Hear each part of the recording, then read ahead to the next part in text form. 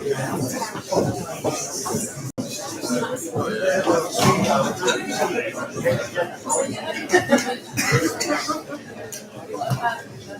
last one was chair.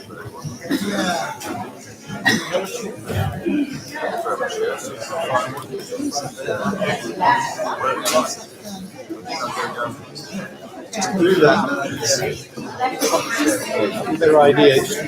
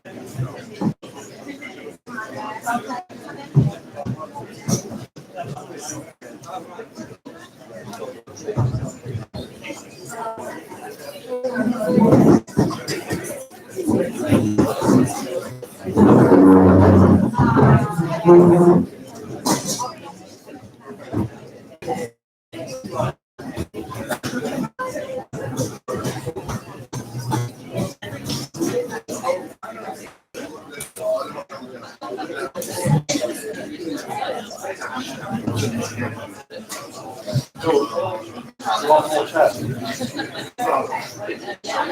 Yeah.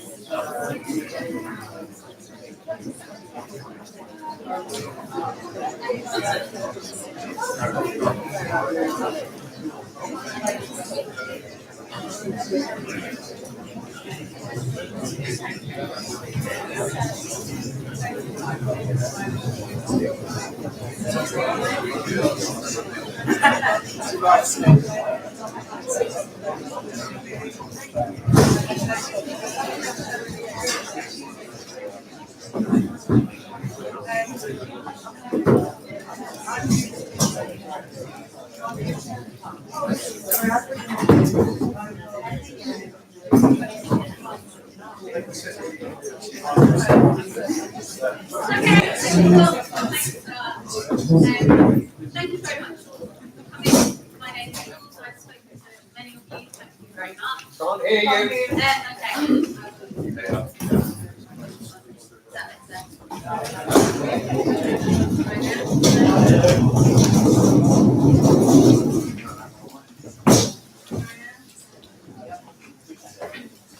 I'll shout louder. There are a couple of little admin things before we start. First of all, there's no fire alarm expected, so if the fire alarm does go off, please leave quietly and calmly through the fire exit back of the hall. Secondly, all of our candidates here tonight have signed the Joe Fox Foundation pledge to undertake a respectful campaign.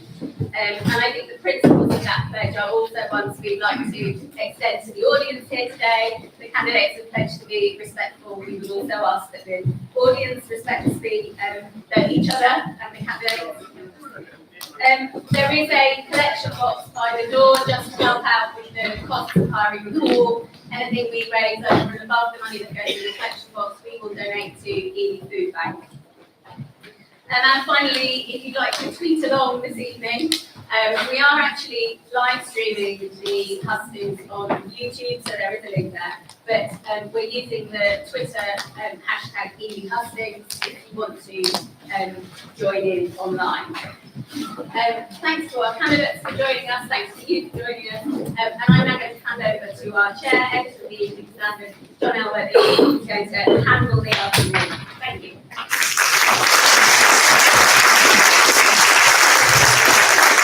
Thanks very much indeed, Jules, and good afternoon, welcome. I've probably upset the candidates already because Jules has been coordinating on this and emailed them to say that they had 4 minutes to open up with statements. And looking at the volume of questions, I took an editorial decision to cut it to 2. So we see a little bit of consternation going on up here at the moment. It's what happens, isn't it, really? So how it's going to work, we hope it works quite well, is that we've got over 70 questions that have been put forward. There's been what they call a pre-sift. I've not been involved in the pre-sift. I've had a look through 1 or 2 questions that the people have rejected, well, not rejected, but put aside. I brought back in 1 or 2 of them, but not very many. And so we hopefully get a lively debate.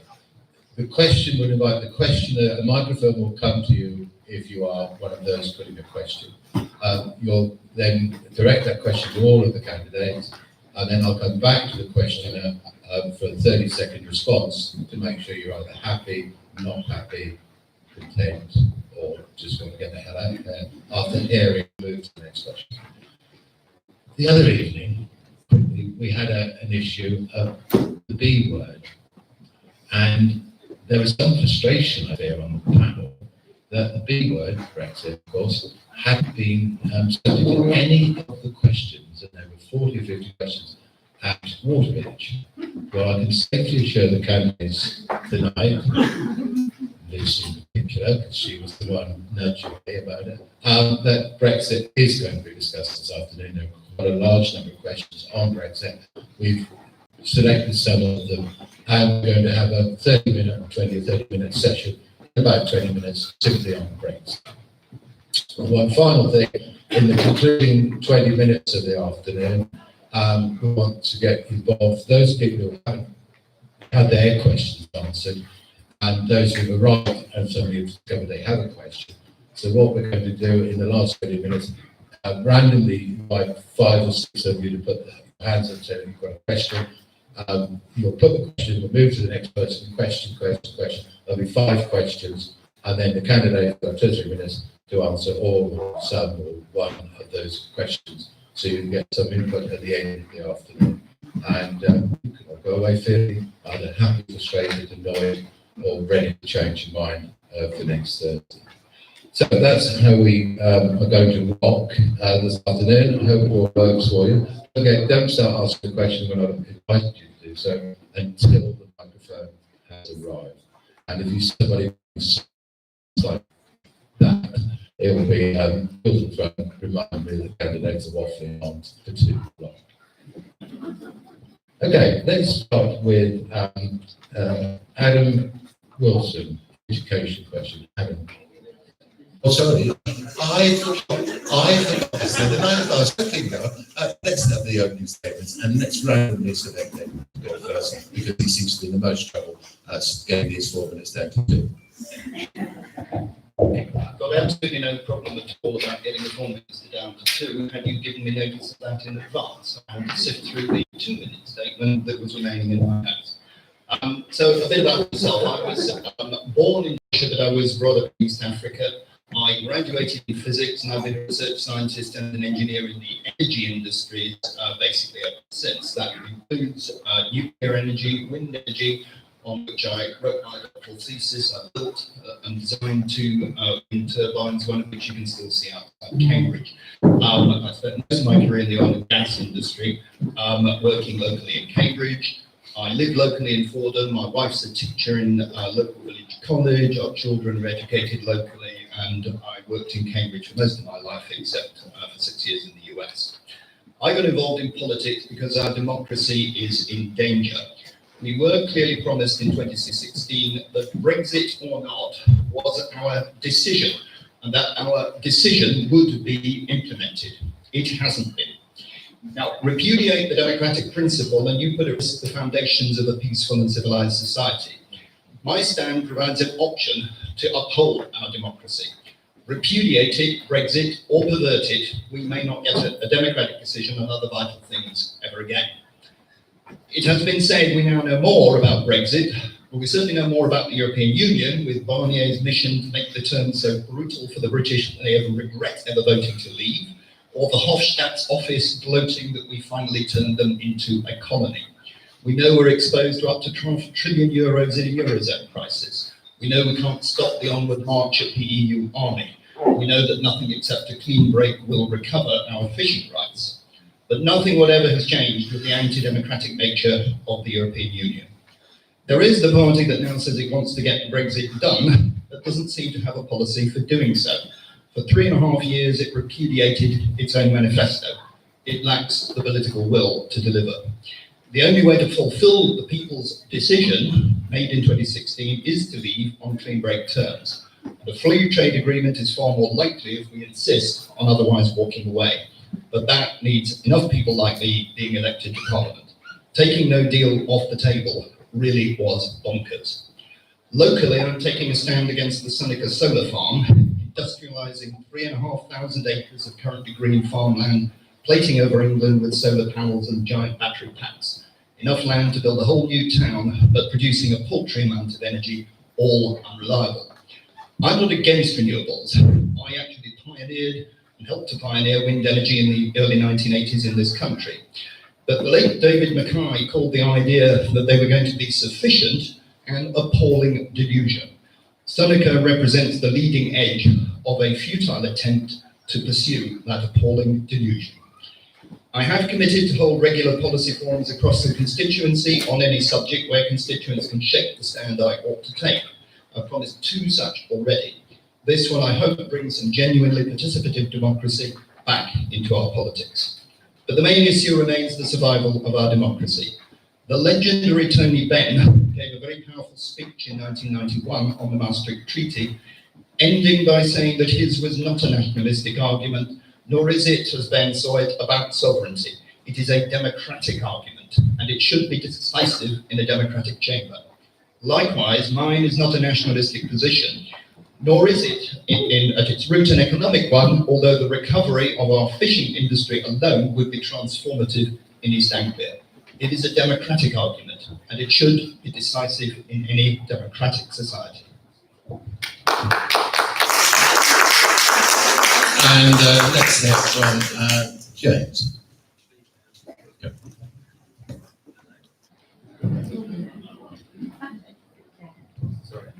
Hello. Good afternoon, everybody. I'm James Ball, the Labour candidate. Thank you for inviting me here to speak to you. I grew up right here in South East Cambridgeshire. I attended the local schools, and I live just down the road in Waterbeach with my wife and daughter. I spent 14 years working in local government in social housing, and I've spent the last 2 years working for Unison, the public services trade union. As a resident and a parent of a young family, I've experienced firsthand what Tory austerity has done to our community. Our Fenland roads are crumbling, people can't get an appointment for weeks at our village GP surgeries, and our local schools are on track for a funding shortfall of over £150 per pupil. But Labour have a plan to repair our community. We'll build the homes people can actually afford. We'll reverse the cuts inflicted on our public services. We'll save our NHS from collapse. We'll nationalise our buses and trains, and we'll fix this rigged, upside-down economy so that it works for everyone, not just those at the very top. We will deliver real change and lift us out of this mess. We'll start with the people's vote on Brexit, a £26 billion a year NHS rescue plan, free permission fees.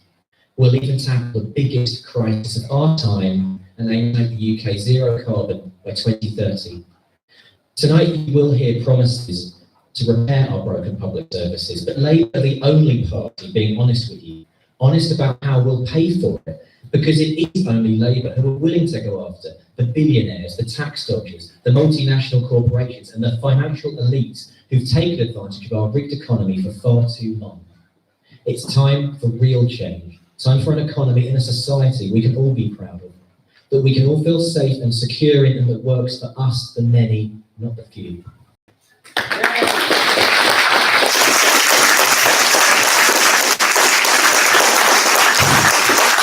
Thank you very much, James. Let's go to Pippa for opening remarks. Hello, I'm Pippa Halings, the Liberal Democrat candidate for South East Cambridgeshire, and I'm going to talk to you about my values and why it's critical to vote for Liberal Democrats in this constituency in this election. The reason I'm standing here stems from my Liberal values, because being a politician wasn't in my life plan a few years ago.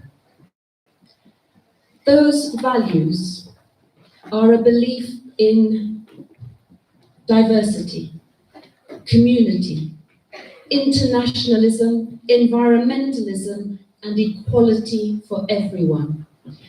I grew up in East Yorkshire, in one of the left-behind cities of Hull at that time, and then I spent over 25 years living and working in East Africa, the Caribbean, South America, on poverty alleviation and the environment.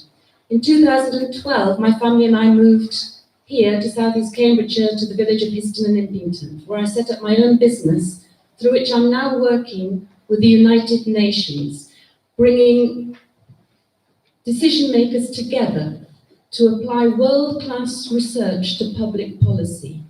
You see, unlike Mr. Gove, I like my evidence and I like experts.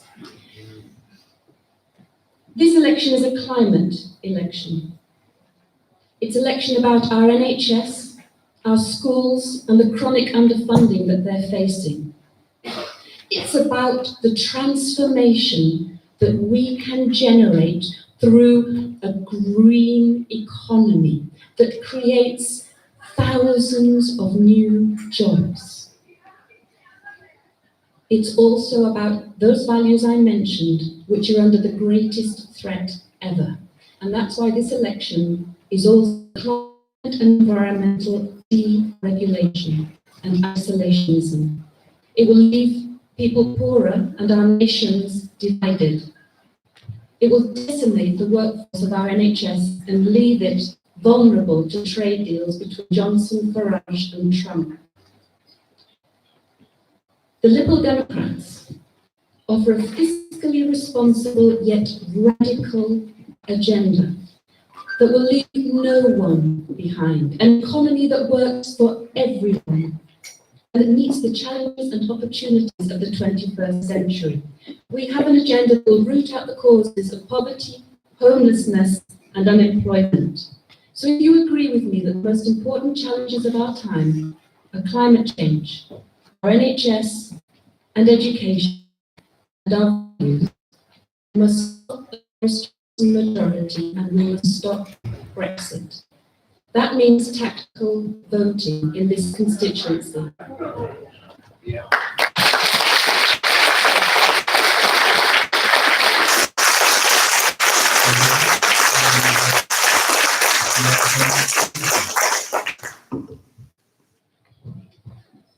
When I stood as your MP 3 years ago, I made 3 commitments. One, I would fight for more school funding.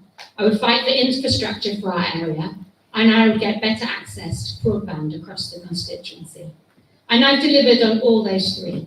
So firstly, on education. We all know that Cambridgeshire schools have been historically underfunded. We get less money than other areas in the UK. As part of my campaign, I invited teachers from the constituency 4 times to Westminster to meet the Secretary of State for Education once every year to explain how that affects our schools locally here. I've raised these issues cross-party with other MPs in government, and I've raised this issue with every single Prime Minister that we've had. And we've had some success. So 2 years ago, the funding formula was changed. The national funding formula was changed so that we get more money here. We've got 3 million extra. We also got East Cambridgeshire to be an opportunity area, which brings in 6 million extra for our area. I recognise that there is still more to do. We've got £14 billion committed nationally by the government, and I will continue to work, if I remain your MP, to ensure that that comes here. On infrastructure, I've improved transport and helped work locally with others to improve our infrastructure. I helped get funding for the Ely bypass. We're going to have construction starting on the solar station next year, and I'm now campaigning to ensure that we upgrade the A10. And finally, on connectivity, I think everyone should have access to broadband, especially in this constituency, which is a rural constituency, where we have people working in small businesses and at home. And we now have 97% access to branches across Cambridgeshire. I'd like to continue working to ensure that we get 100% in our area. I would honour the opportunity to continue working with you and for you for this area.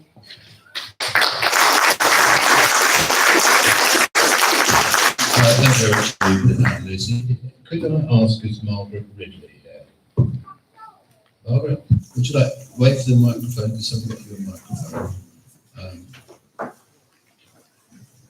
Please, thank you.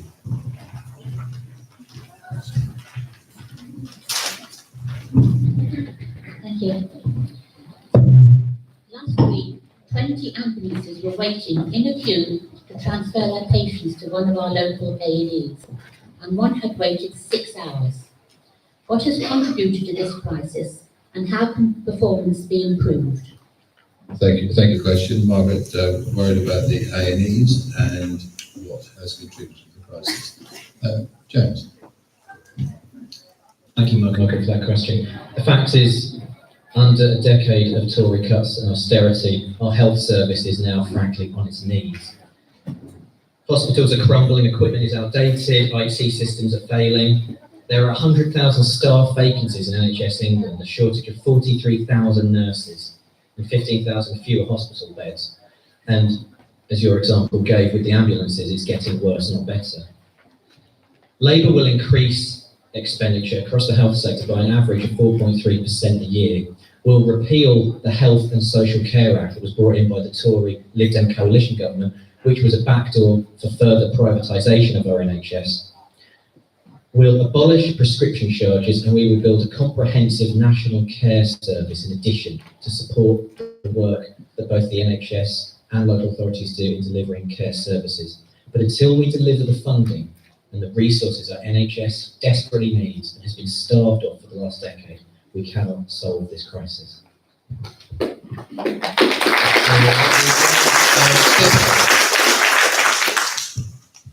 think the answer is twofold. One is definitely to increase funding, and what the Liberal Democrats would do would be to raise additional taxes. And what we've said is 1 penny in a pound for everybody. And we've done a lot of research and found that everybody has said they're prepared to invest in that way, to provide that penny in a pound. And that would be ring-fenced. That would be 16 billion over 5 years. And it would be ring-fenced for health and social care. But I think the issue with the ambulances is also because of the rise of the mental health crisis. And we're finding that health services are dealing also with the incredible pandemic of mental health crisis. So the Liberal Democrats have also pledged that there will be a 6 billion in money provided to ensure that that is dealt with, and it's dealt with at a community level and to preventative level at all times of people's life. And that there would be a 2-week maximum waiting time for youngsters up to the age of 18 to have an health episode. And that's what I think the ambulances are both dealing with, the lack of resources, but they're also dealing with cases that they shouldn't have to be dealing with because of the mental health crisis.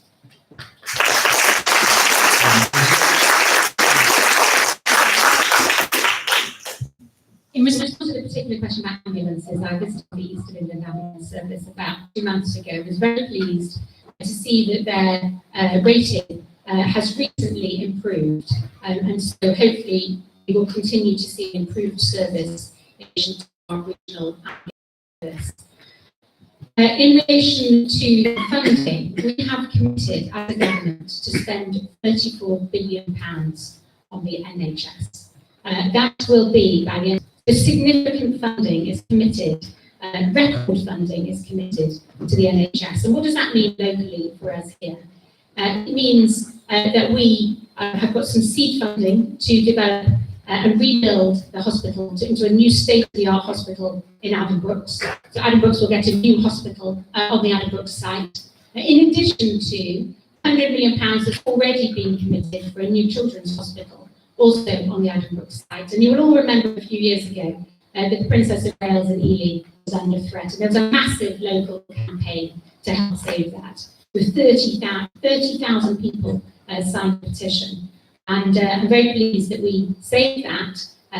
I supported that campaign, but not only have we saved it, every time I speak to Jan Thomas on the commissioning group, she said, we're going to raise the Princess of Wales again, because we are going to get more services there. I'm campaigning to get more services, because what we need to ensure is that we have local centres providing local healthcare, as well as a fantastic hospital down the road in Cambridge.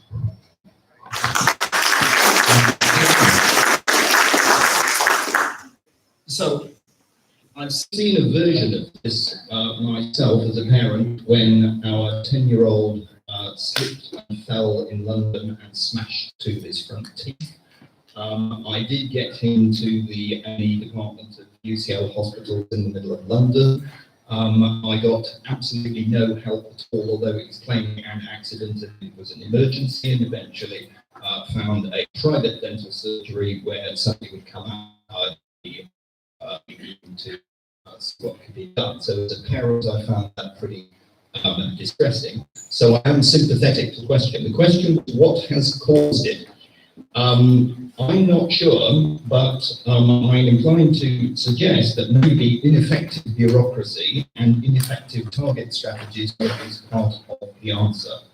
I'm not an expert on what goes on at A&E departments, but I would like to ask, if it came in front of me, what the management strategies are supposed to be. And if it then appears that the answer is that they do need more money, better facilities, or I suspect more in the way of frontline staff who actually do the A&E care, then of course they should get it.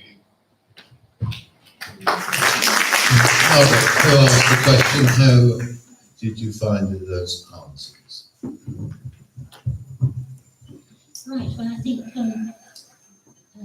several of the factors that have contributed to this crisis have been elucidated. The other factor is this crisis in social care. So not just the mental health people are desperate to turn into ambulance service, it's families of people, elderly people who are not able to look after in their own home. The report I was referring to was on television last week, and the ambulance driver, paramedic who was waiting 6 hours to transfer a patient, said that his next call was to a patient who had been lying on the floor at home for 7 hours. And under the and the ambulance driver took the person, he said he went home and cried. The report. Did you find anything in the answers that helped you with your question? I'm getting on to is the NHS staff no longer feel they're doing a good job, they feel ashamed. And I think that the morale of the staff needs to be addressed as well. Okay, thank you very much.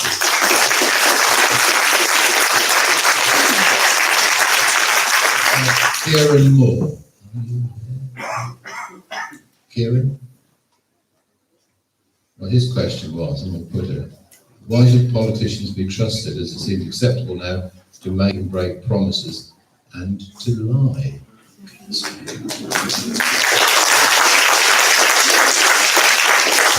He didn't send an absence form, but Lucy. Sorry, that was just random.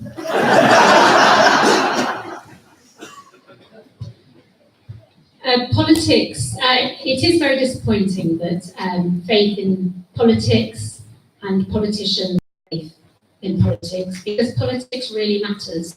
Politics affects every part of every person's life, from when they're born to when they die, and it really does matter that people have faith in the political system. We're going to come on to talk about Brexit, but I do think if we don't respect the result of the referendum, I do fear that faith in politicians and politics and the importance of voting will be further undermined, and I think that will be really damaging for our society.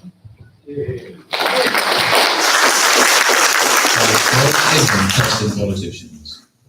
Well, the question was, why should politicians be trusted? Well, I don't think they should be. And that's exactly why I'm standing here, and I'm standing here as an independent. I got involved in politics, as I said in my opener, because a lot of promises had been flat out repudiated. The government of Theresa May plainly repudiated every single line of the manifesto on which they were elected.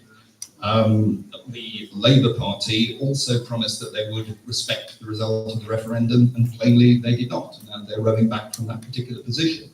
The Lib Dems, to their credit, actually did say that they were against Brexit, and that was at least consistent in 2017, but of course that involved them in repudiating the result of the biggest ever democratic decision that we ever took as a nation. So I don't think that politicians should be trusted. I'm standing here as an independent. I've not had a career in politics. I've been a research scientist, and my platform is really quite simple. And I will summarise that at the end, I think. Okay, thank you for that. And James? So should politicians be trusted? I suspect if we open that question out to the hall, many of you would say no. And that trust has been dissolved because of significant events of recent years. The first and biggest, of course, being Brexit, a campaign entirely built around lies. Shortly after that,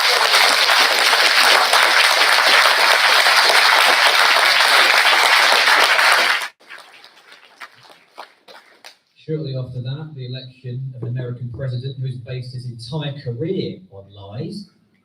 And now, in this country, a prime minister who is our own mini Donald Trump, and follows in his American counterpart's footsteps as a proven liar who lied when he legally, parochially lied to his parliament, his country, and his queen. Shame on you. Yeah, shame on you.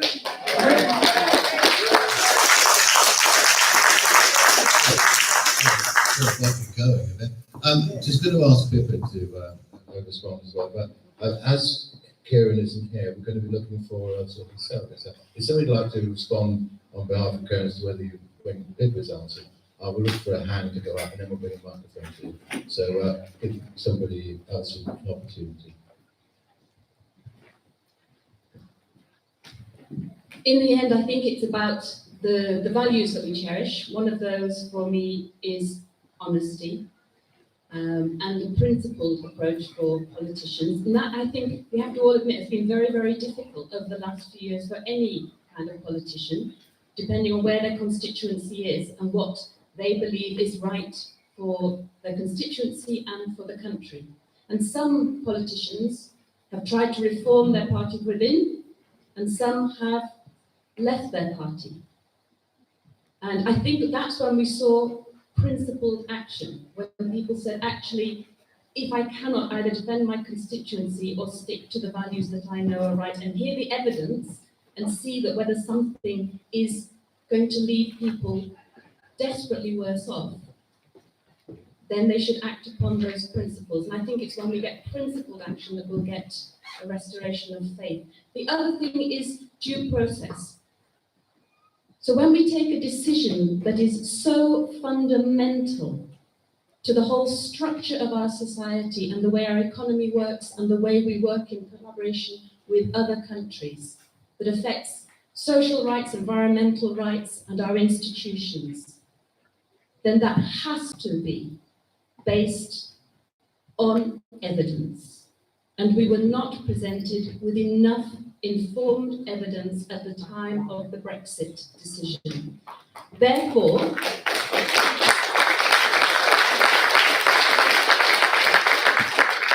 me, it is not a thing about honesty over that.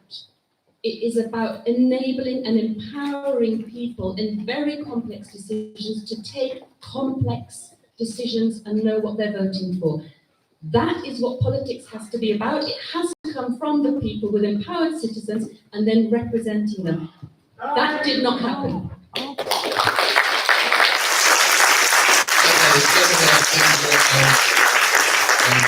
We come for one moment, Kieran Moore. Yeah, absolutely. Well, did you get the answer to the question? I think that what we're seeing here is two different kinds of answer. Everybody looks at the facts and interprets them entirely to their own liking. So people who are strongly pro-Brexit say the thing that's that and they think that's it. To the rest of us, the fact that the Conservative Party has elected as its head a proven liar and person of no principles at all might seem equally relevant.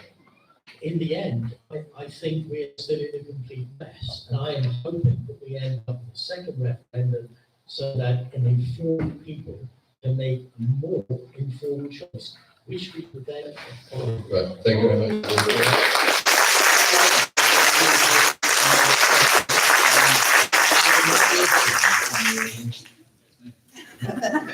Sorry. Well, you could make your question. Does Cambridgeshire need more specialist SEND, so special educational need and disability provision? And if so, where should that provision be based and who should fund it? Okay, well, couple that with the second question on education. Raymond, Raymond, yes, would you like to get a microphone, Adam, to Raymond? It's got an associated question on education. Right, sorry, I forgot exactly how I worded the question, but it was to the effect of, are Ofsted up to the job, and if not, what would you do to change it? Okay, thank you very much indeed. So, panelists, you're doing two areas. The last question is off the purpose, and basically, how would you like to see this challenge? And the first one was special education needs. Okay.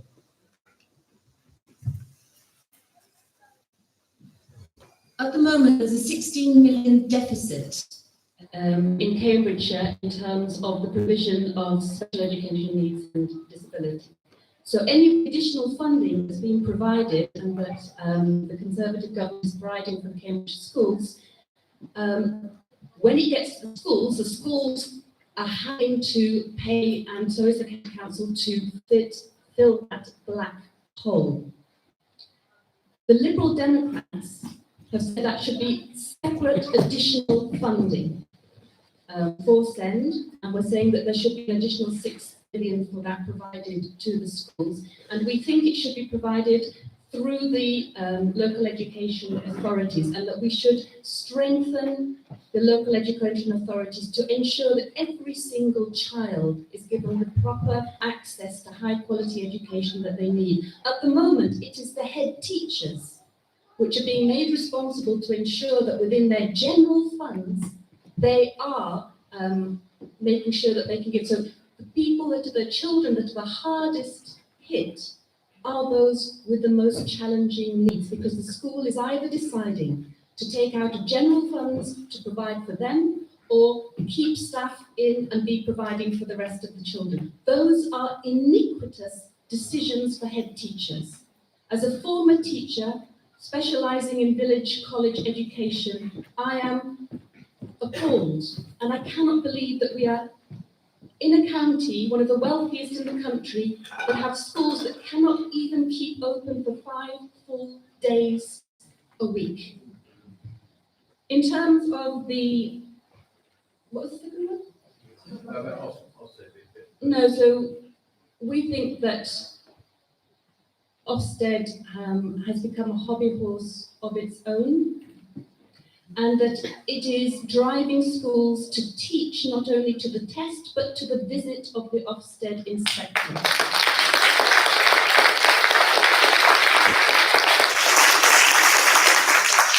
Therefore, we think there should be a review of both the SATs and the Ofsted. There should be some kind of monitoring, but what we are seeing is terrible, terrible division into second-class schools here because of an Ofsted report, which often is due to the lack of funding and staffing that they can afford. So, no, Liberal Democrats have said that they would replace Ofsted. Okay, thank you very much. There has been huge cuts to special needs provision in our schools over the last decade, and that's one of the reasons why Labour will not only invest in that provision across the board for everything, going back to early years school all the way through the lifetime of education, but we will also introduce better training and qualifications for providers of those services to make it a respected, well-trained workforce that has the resources and the ability to deliver for special needs students. As for Ofsted, Labour would replace it with a new body that, rather than being overly concerned with restrictive measures and analysis, would instead be designed to drive up standards in schools by, for example, sharing best practice, helping schools to work together with other schools to see where real improvement can be delivered. A critical friend more than, an assessor looking to... Beg your pardon? I wouldn't use that term myself. On the subject of education, I feel it is important to mention something of genuine concern. Lucy has said that she has increased schools funding for the area.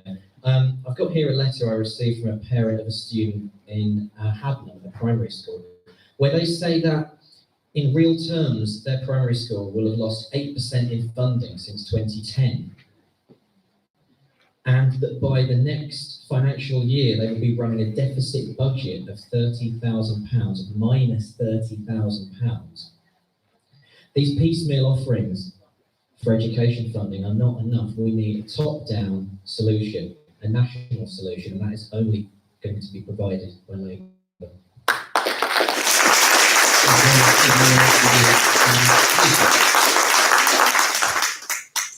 The answer to the question is yes, we do need more money. Well, we need more money on schools nationally, and we've committed to that, as I mentioned, 14 billion. We need more money for schools nationally and locally for SEN. It's very, very important. I think education is absolutely fundamental to ensuring that everyone has equality of opportunity. And for those people, those kids who have special needs, education is even more important.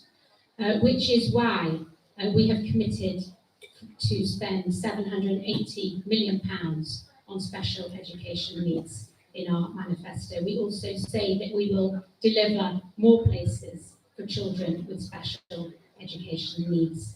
I was a Justice Minister responsible for the courts, and what we also did, I was working with, and I held that role, was to work with local authorities and Department of Education to ensure that when they make a decision on whether a child should get additional funding for special education needs, that decision is made right first time, because at the moment too many people are applying, not getting it, and having to appeal and then being successful on appeal. So we need to take out as well the bureaucracy that's associated with getting the support that children and parents need.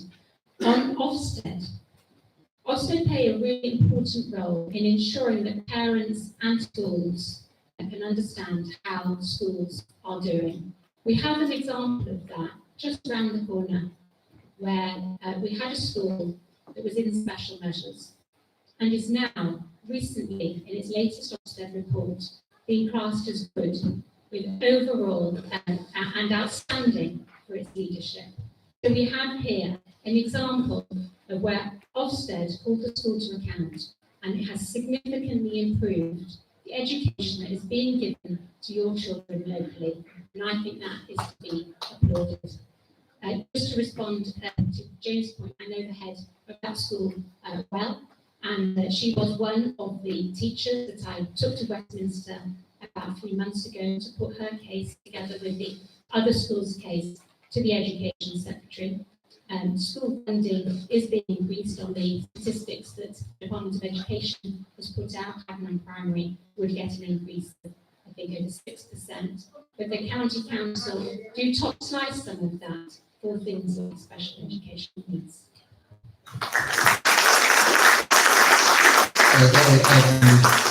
Question, George. Thank you. So Increased funding for education is one of the specific pledges that I have given initially in response to a prompt from the Cambridge Independent. I supplied to them a kind of 4-point plan for what one might actually spend money on, and I think that all of those points do apply in some respect to the SEND issue. First of all, recruitment and retention of gifted practitioners. I do think that if you're talking about special educational needs, and certainly with the disabled bit of the SEND, then really talented practitioners are fundamentally important. Another one of my points was extra sessions to enable all pupils to achieve their full potential, and that doesn't just mean necessarily gifted pupils. Of course, it's the SEND end or sector that needs that additional coaching. One of my points was modernisation of plant, particularly if you're emphasising the D of SEND. I can see well that there may well need to be improvements in the plant. And the final one was regular use of technology in the classroom. Again, the D part of SEND, I'm sure, will be aided by assistive technologies. I spoke to a charming man who was registered blind recently in Bury St Edmunds, and I said, well, how do you cope? He has a job as a civil servant. He said, I make huge use of assistive technologies. So I hope that those 4 points that I have committed to apply to the SEND issue. As to whether Ofsted are up to the job, well, I've looked over the shoulder at Ofsted inspections through my wife's job either as a teacher or a school governor or indeed as a parent. The thing I notice is that their reports seem to be incredibly formulaic.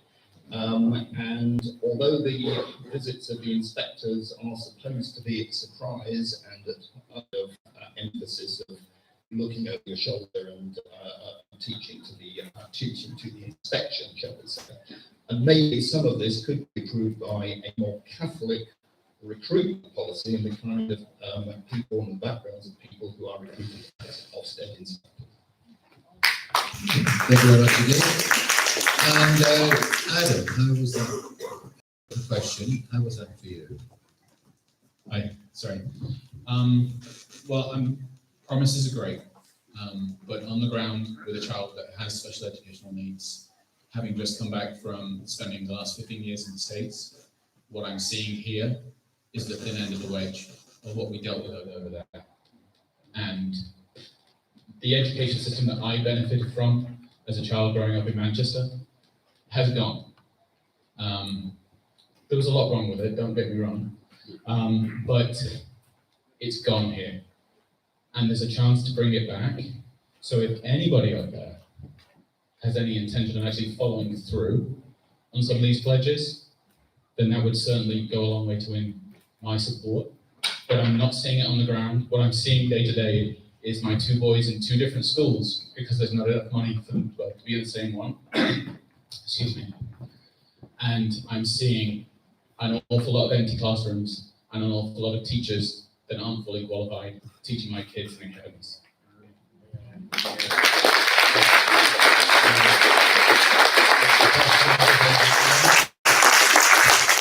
In response to the answer?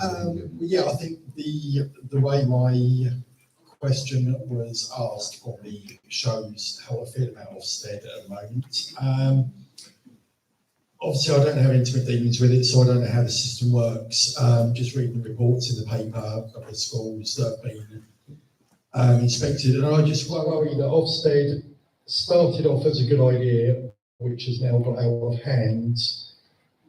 All they should be worried about is the education that the kids are getting. That's all education is for the kids. Nothing else matters, and I just worry it's now more pressure on the teachers and the staff doing the paperwork right, crossing the I's, dotting whatever, dotting the I's, crossing the T's, and from all they should worry about, and that is the kids. End of. Thank you very much.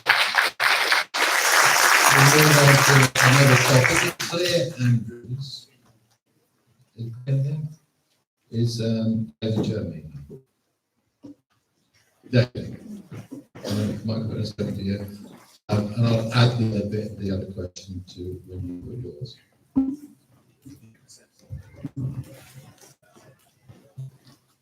Hi, good evening.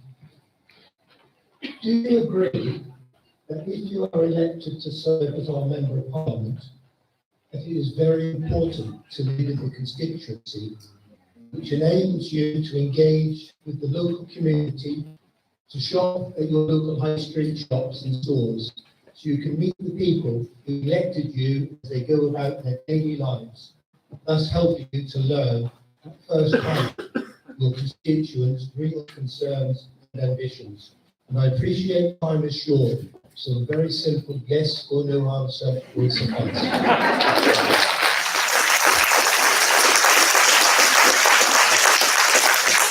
It's a matter of interest. As a member, I was to my managing director at a meeting in Norwich. He leaned down and he said, well, actually, I've never joined a club that happened as a member either. But there's a second question, and so we've got about engagement with constituents. So the other question from Claire that is not how to answer the question. When voting in Parliament, will you vote in the best interest of your constituents or blindly follow the party whip? How will you gather the views of your constituents on a critical issue? Well, Edmund, I'm just going to have a problem with his party whip, but we'll discuss that with him when we get there. Let's start with James on engagement with constituents and the party whip. Thank you. It's incredibly important for a representative of a constituency to listen to its constituents. That's the foundation of our parliamentary democracy. We, in a constituency, elect a representative to go to Parliament and represent our views. But that breaks down when politicians do blindly follow party lines, when they don't think for themselves and their constituents, when they become robotic machines of the political party. And although I have not yet been elected, I can give you a strong example of one particularly big issue that I feel I would represent the views of my constituents, and a personal belief that does not necessarily fall in line with my party's views on this topic, and that is Brexit. I'm fully committed to a people's vote, as is the Labour Party, but the party has not yet come to a definitive decision on how it will require or ask its MPs to, yes, I will wrap up on this one very swiftly, so yes, of course. I have said, I have pledged that I would campaign to remain in that second referendum. End of. As for, is it important to live in the constituency? Yes.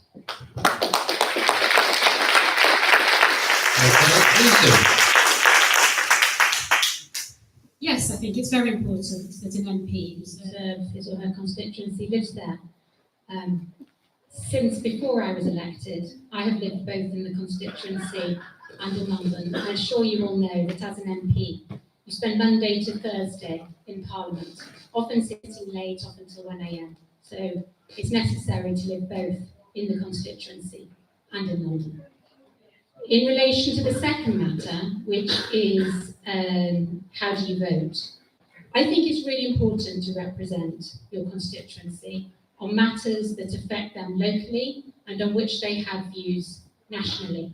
And as your MP for the last 4.5 years, I've done exactly that. So we've discussed already the issue of school funding. So I don't agree with my party on everything they do, and where I don't agree, I raise those matters internally, formally, informally, in the House, not in the House, with relevant Secretaries of State and with the Prime Minister. So I mentioned on school funding, which I care passionately about.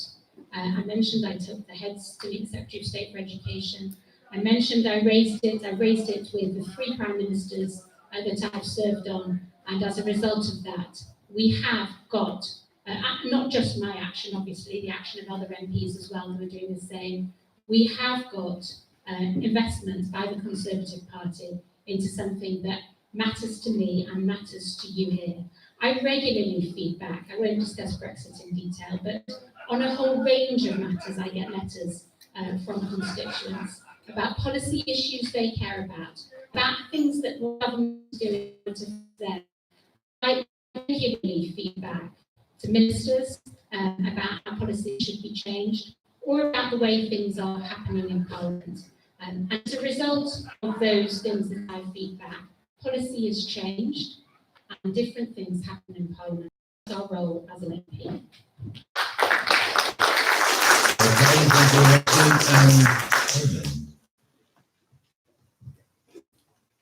So, as to living in the constituency, absolutely, I agree. When I considered putting myself forward in this election as an independent, I realised that if I was to be in any way credible, then I absolutely had to live in the constituency, and I have done, and we do. I mentioned all of that in my opener. As for the issue of party line, I'm not sure why John thought that I would have a problem with that. Not having any kind of a party line gives me enormous freedom. I have made a couple of specific pledges, and I have taken a couple of specific positions, one on Brexit, one on the Sonic Solar Farm, and I've made the pledge already discussed about education. But for everything else, I thought to myself, well, what do I do here? Because, and what I did propose is to hold regular policy forums in which any constituent can propose a topic and bring forward their position to try and shape the line that I should take. And if that results in a clear consensus, well, that's obviously going to be very easy. If it doesn't, well, I suppose that's when life gets a little bit interesting. But I have, to correspondents, already promised two such forums. One was a request for a forum on women's and girls' rights, and the other one was a forum on social care and elder inclusion. So those topics are already on the list, that just come up from people who sent me emails, and I responded. Sounds like an excellent topic to have in one of these policy forums. That is how I intend to check policy and involve local constituents in all of those matters. Thank you very much indeed.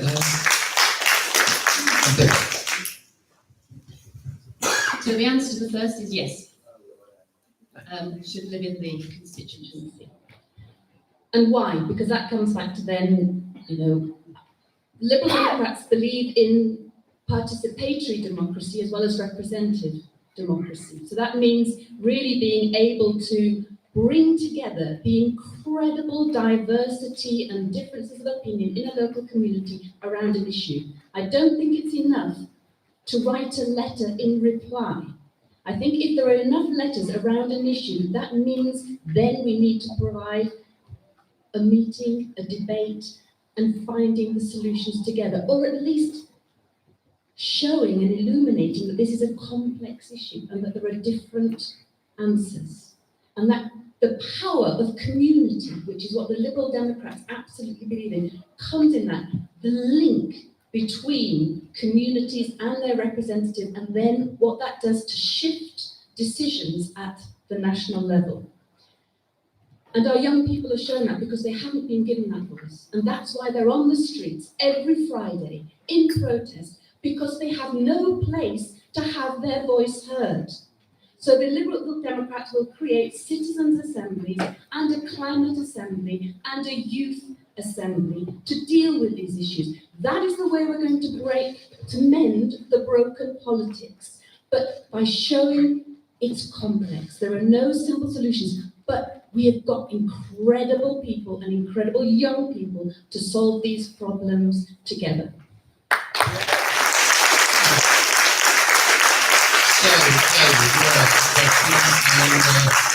Really warmed by those responses.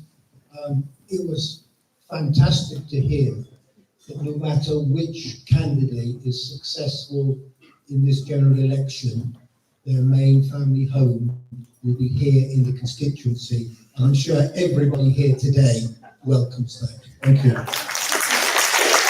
is Catherine Dix there? Catherine, you have a question?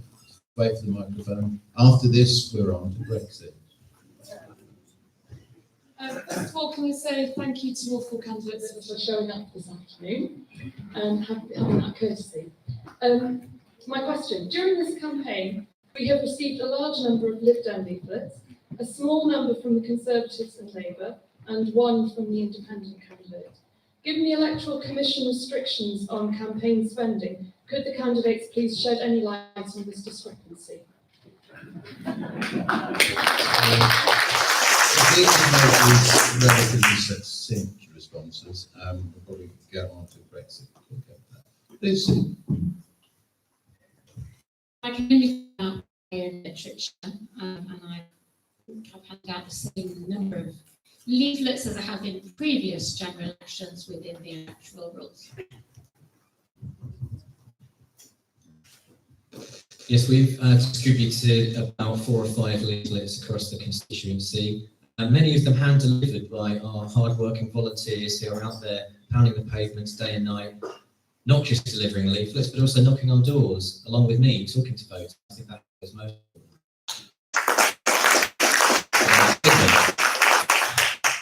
Well, I think that I must be at the one extreme of the scale in my single A5 flyer, which if I put it against the kind of blue load of stuff that we've had from the Liberal Democrats, I think I have to take the prize for minimal use of paper. The reason, of course, is absolutely simple. I'm paying for this out of my own pocket, and I do not have the resources of any of the other political parties. But the Royal Mail free mailing was the single strategy or technique or mechanism of reaching out to the entire electorate that I had, and I knew that it had to be there, and I kept it quite deliberately short and sweet. And if I was successful in this election and one of the opponents wished to get Elcom to crawl over my expenses report, there is absolutely no way that my expenses will come anywhere near the 15,000 or whatever it is that you're allowed to spend. Pippa. Yes, so we have committed the cardinal sin of producing a lot of paper leaflets. We have kept completely within the electoral expenses, so that's 16,000 that can be spent on your own campaign, and 20,000 that's national that can be spent locally without having any kind of mention of the candidate or their particular campaign. So that's the overall budget that's in there. And that's for leaflets, that's for social media, that's for videos, that's for whatever. Those are the electoral rules. And we've decided within that, within a 6-week campaign, I look forward to a paperless world, but we have, as Liberal Democrats, the most amazing army of volunteers across the constituency, because we have gained an incredible number of local district councillors last election, 2017. And they have kept together with us, those volunteers and councillors, and we are now looking at maybe, I think it's around 26 out of 34, if you bring the 2 district councils together within this constituency, are now Live Down district councillors, and they all have their rounds of supporters and volunteers. Take it as an indication of our ambition and intention. This is the biggest campaign we've ever put on here in South East Cambridgeshire, because we think we can win.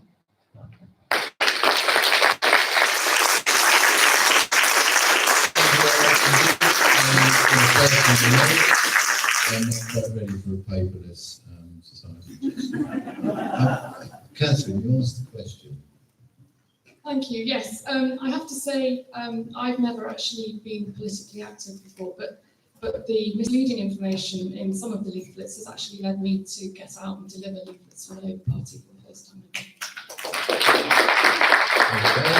and we'll put that fuse out, and we'll move on to everybody's favourite subject. We have numerous questions on Brexit. Can I just ask whether David Morris is here? Yeah, no, it's going to be the question. Sarah Hawkins, thank you. Secretary, yeah. Andrew Hyde, thank you. And Sean McSweeney. Oh, great, okay. So there are five questions that we've picked for the Brexit issue. Sarah, can we start with your question, if you are there, please?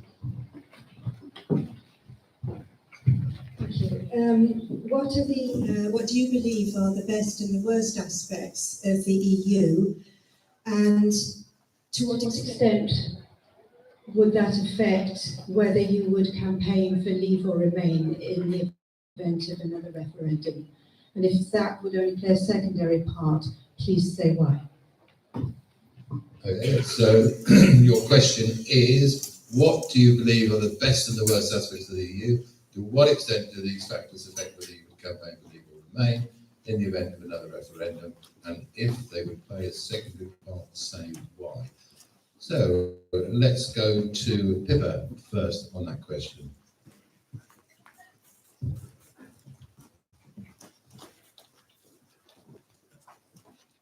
The biggest, the best aspects of the European Union, I think I'd have to start with it being the biggest peace project that we've ever seen and that we take for granted. We take for granted the fact that our generation, my generation, have not had to go through the war that ripped through the countries in Europe. It has kept us there. The second is about collaboration and multilateralism and internationalism. Nowadays, we are living in a world that is much, much closer, more globalized. We can't turn that back. And therefore, the borders and the territories and the seas are not as they were before. We have families, we have businesses, we are all connected. And we have over 46 years of trade agreements and regulation that is completely mixed and interlinked. And those trade agreements enshrine in them the best standards for environmental protection that are there. The most successful piece of conservation legislation is the Habitats Directive, on the basis of which the Horizon 2020 national reserves and protected areas, both terrestrial and coastal and marine, in all of the countries within the European Union have based it. Animals, fish, birds know no borders. And therefore we need these conservation and environmental regulations binding us together to make sure that we can actually save them. There are 4 environmental principles that will not be automatically absorbed into UK legislation. Boris Johnson's deal has taken them from the Withdrawal Agreement Bill and put them into the political declaration. That is the polluter pays principle. If we want to deal with single-use plastic, if we want to deal with waste management, if we want to deal with emissions and air quality, we cannot lose the polluter pays principle.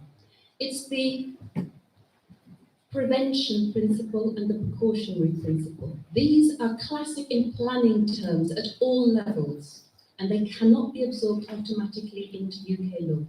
And finally, thank you, the best, is recently the efforts of the EU on tax avoidance. Taxes are what fund our NHS.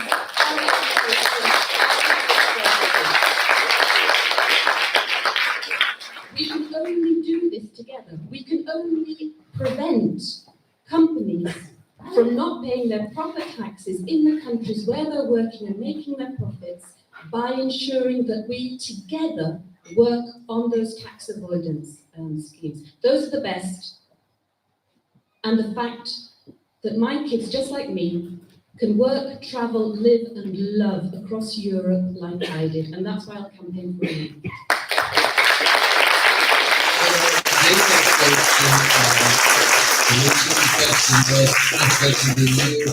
To what extent do these factors affect whether you would campaign for Leave or Remain in the event of another referendum?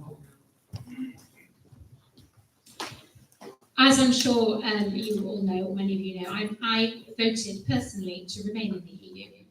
I campaigned to remain in the EU. I stood on street stalls and campaigned and tried to persuade people that we were better in the EU. And I did that because I think generally working as a team is good. But the thing is that I and all those who I campaigned with lost the referendum. And we had a vote and we lost it. So I think we need to A, respect the result of the referendum, because if we don't, it's a slap in the face to those over 17 million people who voted for it. But the second reason, I think, is that we either move on and we look and spend our positive energy on the future. We have a political declaration, and if you read the political declaration, it talks about very strong trading ties with the EU. It talks about very close cooperation on security. So we either spend our energy, and me as your MP doing what I did before the election was called, trying to ensure that the sectors that I represent here get a good deal in the future: science, farming, technology, making sure that the New Deal works for them, and spend positive energy on our domestic agenda, which is hospitals, education, policing, all those things, and move on and spend positive energy on that.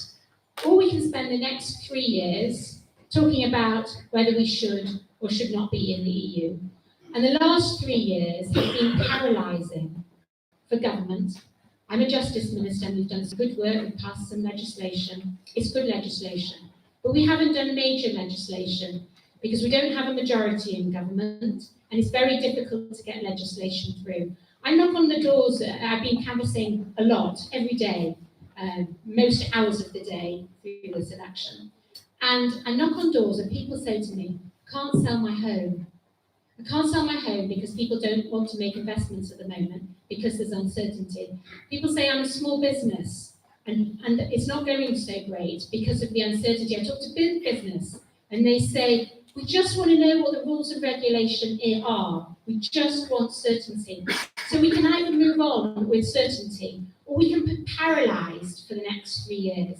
So you mentioned, Sarah, a second referendum. A second referendum will take about a year. During that year, we will have significant uncertainty. At the end of that year, I'm pretty convinced, because of all the number of people that have spoken to me. I did 9, people have talked about engagement with constituents. Over the last few months, I've done 9 open meetings across the constituency, and I've done 4 open surgeries. Hundreds of people, many of you in the audience, came to my open surgeries. And I asked, you'll remember, I think Sarah, you might have been at one of them, I asked everyone at the beginning, how did you vote? And have you changed your mind? Of the hundreds of people that came, 3 people have changed their minds and 2 cancelled each other out. So I think that if we have a referendum, we'll waste a year for the same result. And people who voted Remain will be happy because they'll be satisfied that it was the right result, but we'll have wasted a year. It's possible that Remain will win. And if Remain wins, I can tell you that Leave won't accept it, because I've knocked on lots of doors, and people who feel strongly about Leave say, well, if Remain win, I'm going to say best of 3. And it won't be the end of it, because we will then have legal challenges, we'll have possibly a 3rd referendum. So I think either we move on to a positive future with positive energy, and we look positively at the future, or we spend the next 3 years talking about whether we should be in or out of the EU, which I think is damaging to society, to politics, and to business, and to individuals, the individuals, EU citizens who don't live here and are citizens abroad.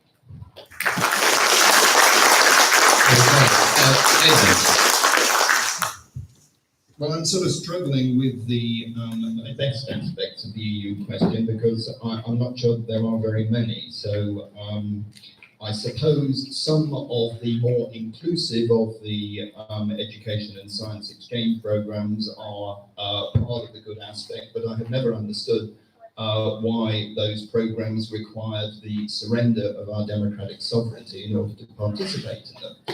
They simply don't. The worst aspects of the EU, I think there are two. I've always objected to it because it is a fundamentally anti-democratic polity. It is not merely non-democratic in the sense that decisions are made by those we do not elect, cannot hold to account, and cannot remove. It is anti-democratic in that all of the European treaties demand ever closer union, and that the so-called acquis communautaire, which is the ratchet by which competences once ceded to the European Union can't be taken back again. So it's not just non-democratic, it is anti-democratic, and that remains my fundamental objection. But possibly the most scary aspect of the EU is the onward march of the EU army. The ever-charming Mr. Verhofstadt has made no secret of his desire for an empire with its own army. And if you look at what has already happened in the Ukraine, you've got basically the makings of two empires colliding against each other. And that is where empires go to war. So the idea that the EU is a peace project is one I think is really a little bit of a stretch. As for a second referendum, the question was, would I vote for Leave or Remain? The trouble with the second referendum is that the question is likely to be rigged between Remain and Remain Light, which I think would be even more eviscerating than having a second referendum at all. If it were, as the questioner did pose, simply Leave or Remain a second time around, I would of course vote for Leave.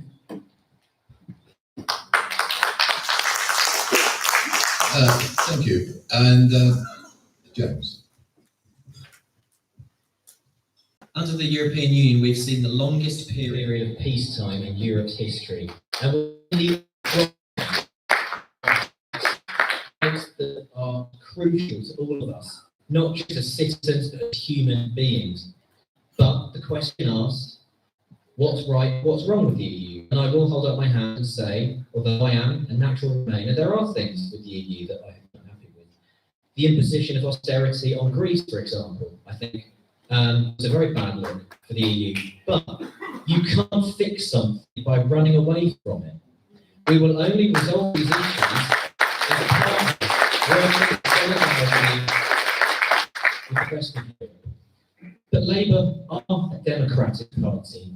And nonetheless, even many within the party do support Remain, we are offering a people's vote on Brexit. And it won't be a case of best of three, as Lucy suggested, because unlike the first referendum, which was not legally binding, it was merely advisory, we know that, Labour would legislate to make the people's vote a binding resolution. Therefore, whatever the outcome, it would be carried out.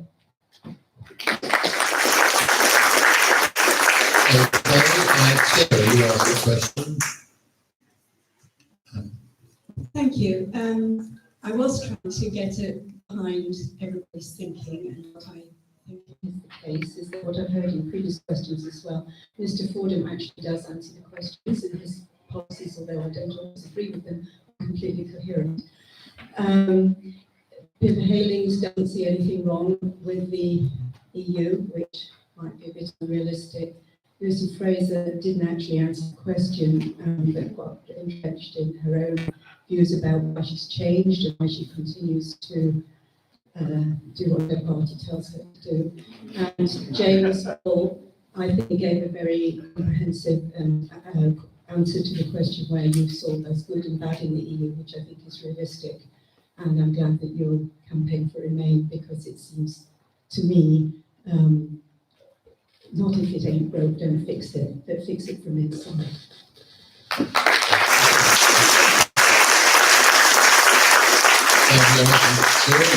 Guaranteed to be trending on Twitter later tonight.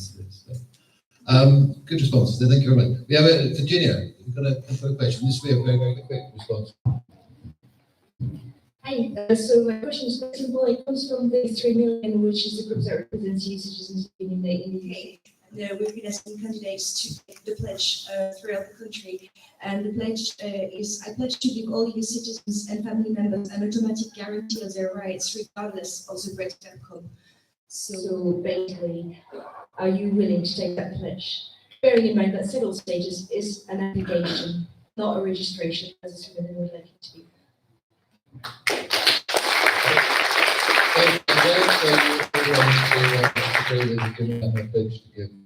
EU citizens and their families right, guarantee of their rights regardless of the Brexit outcome. Here's a very quick response. Yes, I absolutely support that pledge, and I think it is damaging to our entire society that EU workers here have been left with such uncertainty for so long and have been cruelly played as a card in the negotiations with the EU. That's fundamentally wrong. Those people need rights, protections, and a guarantee of security.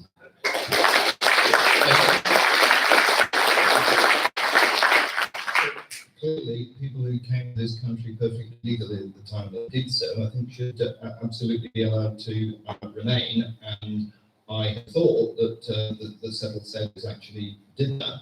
I had a quick look at the .gov website. It was rather hard for me to find out exactly what questions were being answered.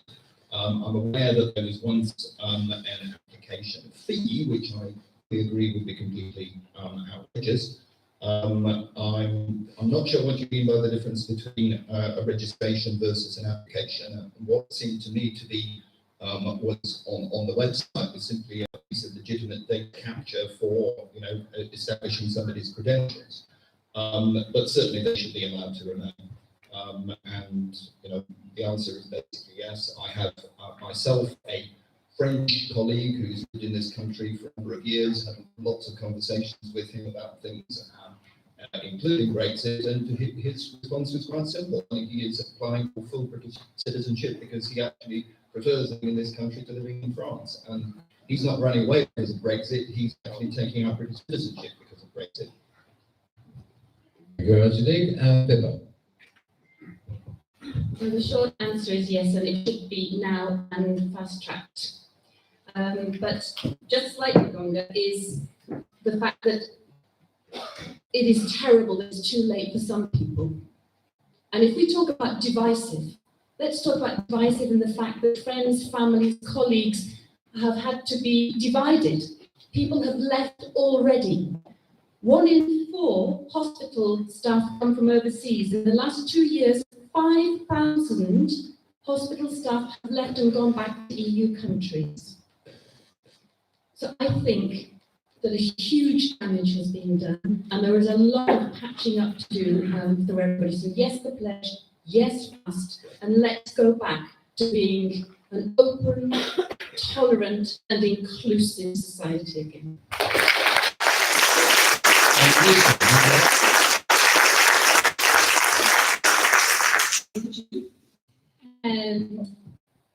As I understand it, we have guaranteed the rights of EU citizens, because it's absolutely important that everyone who is already here.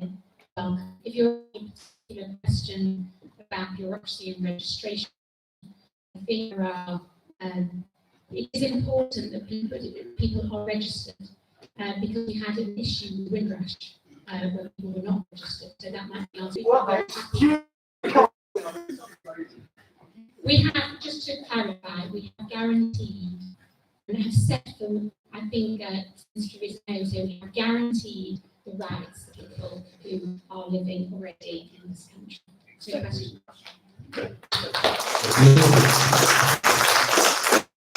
So, I think James and Eva have given very clear answers. And when you had a bit of a question in your answer, actually, so if I may explain, and Lucy, I think it ties to the same thing. At the moment, people have to apply for settled status, and that's really off-putting. And what the Tribunal found out is basically no application scheme is 100% successful.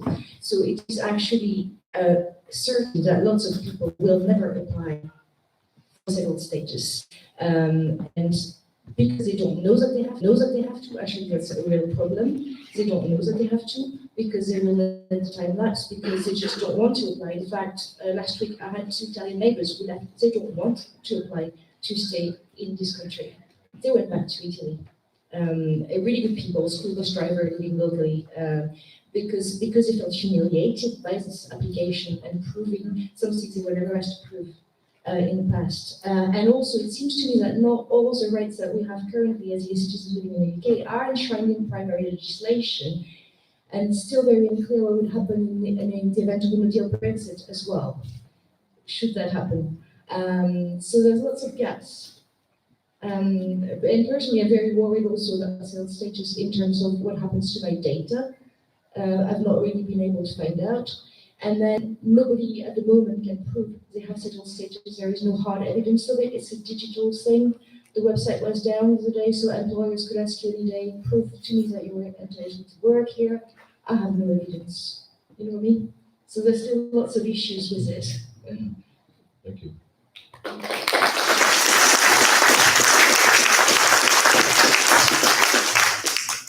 No, sorry, I wasn't being rude. It's just making it we agreed the candidate should not respond once the questioner is at their response. It's just going to be a thank you. Well, okay. Right. Oh, sorry. Okay. Anyway, Sean, a related sort of question, really. Could somebody?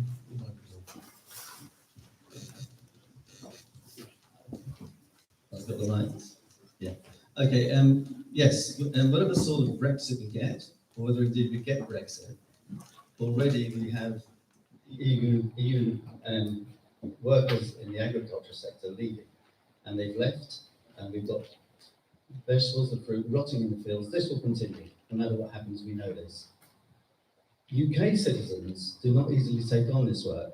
It's seasonal, it's poorly paid, it's uncertain, and there's no guarantee they can meet their outgoings, their rents or mortgages. So what is the solution? Okay, if everybody caught that question, is basically Sean is saying that casual labour is important in this area. As a result, though, across the UK, fruit and veg rotting in the fields because we don't have enough people now to deal with it. UK citizens are reluctant to take part because of the seasonal nature of it, whether it depends on the low. What is the solution? Let's start with Liz. Sean, you're right to raise this. I've spoken to many farmers over the course of the last 4 years that this is an issue. We need seasonal agricultural workers. Sean, you're absolutely right. It's difficult to get British workers to do the work that's currently being done by those who come in from abroad. We have committed to a seasonal agricultural workers scheme, which brings 10,000 people to come into the country on the seasonal agricultural workers scheme. I would, if I was your MP, continue to raise with ministers the importance of that scheme. I've done many times when I was a backbench MP in the House of Commons, I read questions and internally to ministers to ensure that these points are made and to see whether that 10,000 figure is the right figure or whether we in fact need it. Okay, thank you very much for that. Yes, so we'll also talk to farmers who have said over the last 3 years they've not been able to get the seasonal agricultural workers that they have. The worrying thing to me is that one of the bigger agricultural landowners has said that the government doesn't understand that farming isn't tied only to land, and that it's competencies, it's machinery and infrastructure, and it's the workforce. And if that's not here, it can be taught elsewhere, such as Poland or Portugal, and they're considering on moving. So we could see farming moving out of our area, and that's very, very serious. And we talk about what's going to happen in terms of the industry. So we would. The other thing is, I think one interesting outcome of all of Brexit is that public opinion about immigration has changed. And there's now over 60% in popular opinion in the survey that now sees immigration as positive. Because we've seen, oh, we need it for seasonal agricultural labour, oh, we need it within the hotels and bars, oh, we need it in social care. And so for every single one of these different If a skilled wage limit, which at the moment has been put on by the government, then that wouldn't include the agricultural labour. So the Liberal Democrats will be doing an EU recruitment campaign and will lower the 30,000 earnings threshold for jobs so that overseas workers, skilled or local, could come and take part in these activities. Thank you very much indeed. This cuts right to the heart of a very important issue for our constituency. Seasonal workers from the EU work on growing a tremendous number of crops, especially in the fertile fenland soil in the north of our constituency, things like potatoes and salad crops that need labour provided for 24 hours a day. Automation is too expensive often, and farmers will not invest in this during times of economic uncertainty. And what more uncertainty have we had in the last 3 years of a bungled Brexit plan by the Tories? And let's be clear, a no deal or a Tory hard Brexit will be an absolute disaster for our local farming sector. Seasonal agriculture workers, according to the sector, we need approximately 70,000 a year, but the Tory manifesto will cap it at 10,000. Farms will go out of business if this happens. Not to mention that many seasonal workers have already gone home because of the anti-EU culture that has thrived here since the divisive referendum. But not just that, the economic damage of this uncertainty that has caused the pound to fall against the euro. It's often more productive for these workers to go and get jobs in France or Germany. And just to add to the complication, some would suggest that we can just get British workers to do these jobs, but the fact is unemployment is at a record low. Not necessarily because there are great careers out there, I should point out, but nonetheless there are jobs. And so it is tough to bring in local workers to do what is actually quite a hard, skilled job when people could get the same pay filling boxes at an Amazon warehouse, because that's the nature of the low-skill, low-wage economy that this country has fallen into after 10 years of Tory rule.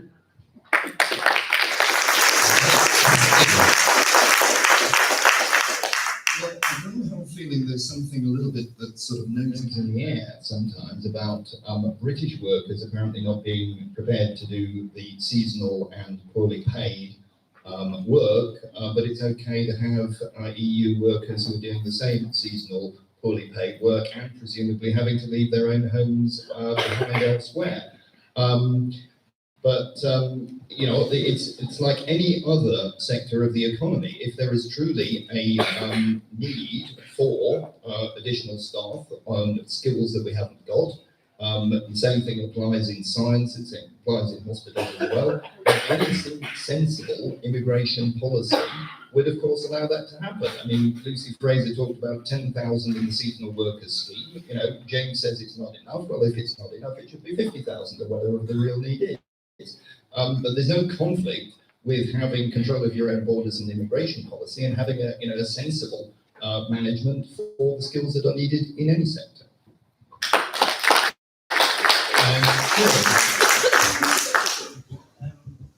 Well, certainly we should be open to more immigrants coming and working. But there's another element here which hasn't been addressed. And that is, Lucy Fraser's in the legal profession is probably familiar with the phrase, I don't know if I got it right, that exceptional case makes a bad law. And I think our benefit system is based on the exceptional case, that everybody who applies for benefits or is unemployed is a dosser and a scrounger and should be punished. And what we need is a system much more flexible, where people can do that sort of work, which is seasonal, and be guaranteed an income that will cover their costs and outgoings. Simple as that.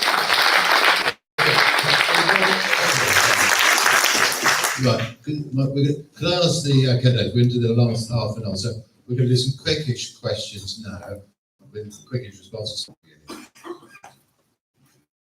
Your party fully supports NATO and Britain's independent nuclear deterrent. Okay, support for NATO and the nuclear deterrent. Thank you. We would maintain our relationship with NATO. We have also said that in addition to that, we would increase money for UN peacekeeping roles. And although we would renew the Trident system, we would also lead on multilateral non-proliferation of nuclear weapons. Okay, NATO. question was about my party. Well, there is no party. So do I support membership of NATO? Yes, I do. Independent nuclear deterrent, that's a bit of a difficult one for me because I could never quite see what the point of it was.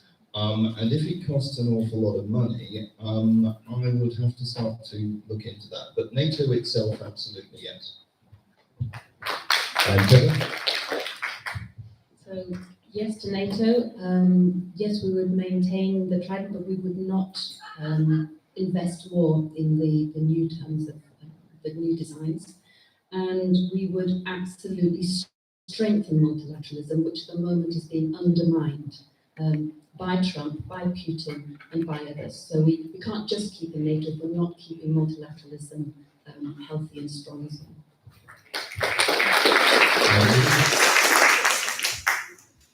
I think that protecting you and keeping you safe is one of the first duties of a government, and so the answer is yes and yes.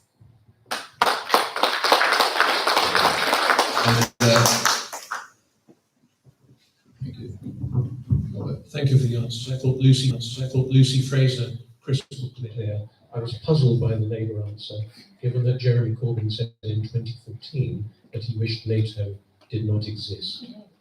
And to Pippa, I didn't understand whether you would wish to renew Trident when it needs renewing. Okay. No, that's the rules. Okay. Thank you very much for those answers. Gemma Bristow.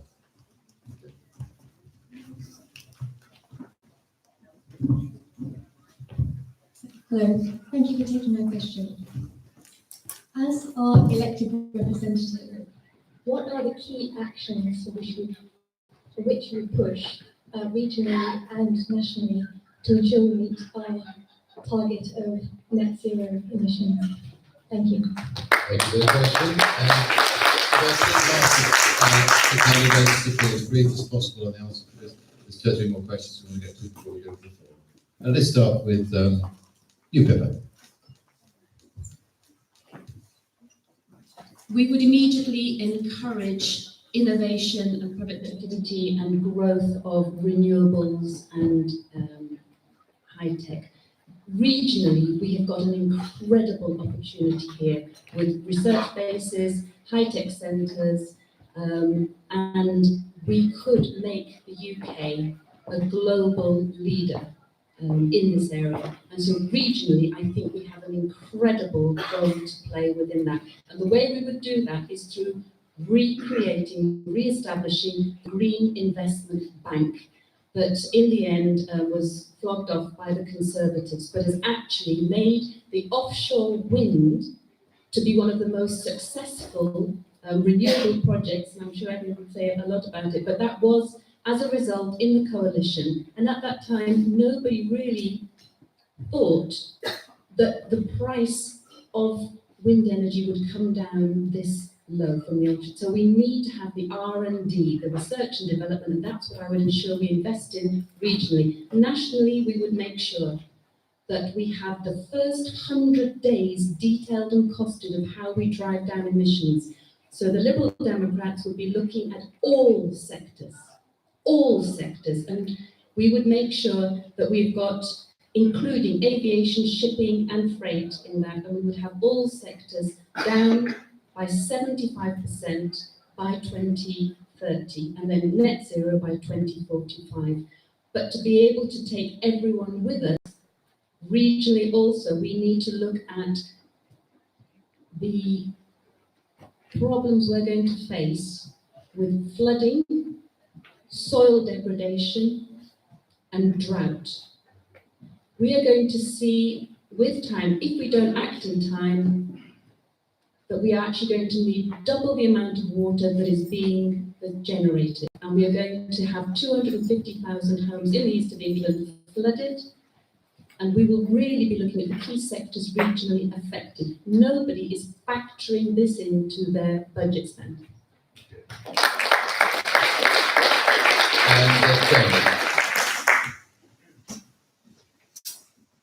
This climate emergency is a ticking time bomb, and if we don't act on it now, then we may not get another chance. In terms of how we tackle that locally, and I just think it's a really good question to distinguish between what we do locally and what we do nationally. I think the two biggest things that Labour would look to do here in the region is improvements to the delivery of both public transport and to housing. Green energy is a great resource for public transport, and if, as Labour wish to, we properly renationalise our buses and our trains, then we can properly invest in making them green and reduce the carbon emissions that we need to get down before we hit that deadline. Nationally, we have the most ambitious plans of any party for tackling the climate emergency. Today, the Friends of the Earth carried out an analysis of how effective each party's manifesto would be in tackling climate change, and I'm pleased to say Labour has placed in that analysis higher even than the Green Party.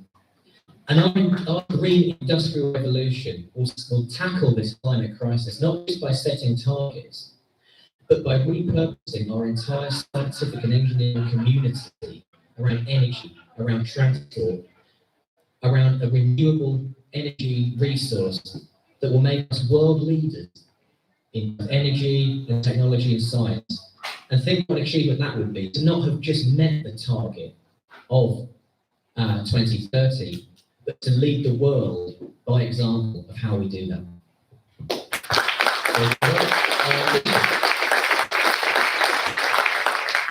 We have already, as a country, made significant inroads into ensuring that we are carbon neutral.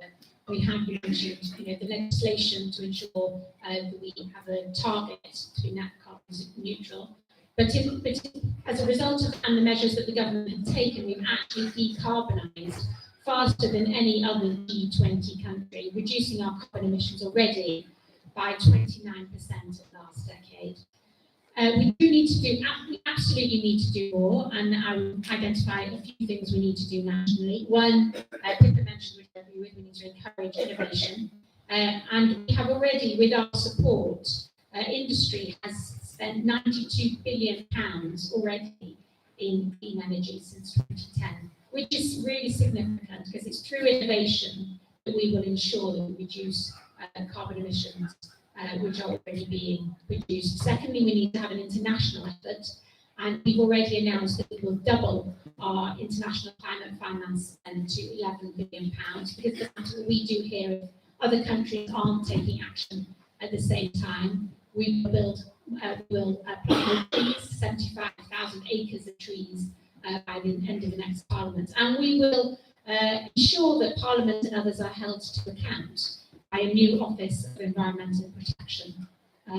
Locally, we need to do a number of things. One of the things that I've started doing is trying to combine and coordinate, help coordinate. There's a fantastic organisation that's set up, which is sharing good practice across the constituency about what people are doing regionally. So if here in Ely we're doing something, and that would be great if people in Histon knew about it, so they could do it in their local community, then we regionally will ensure that we.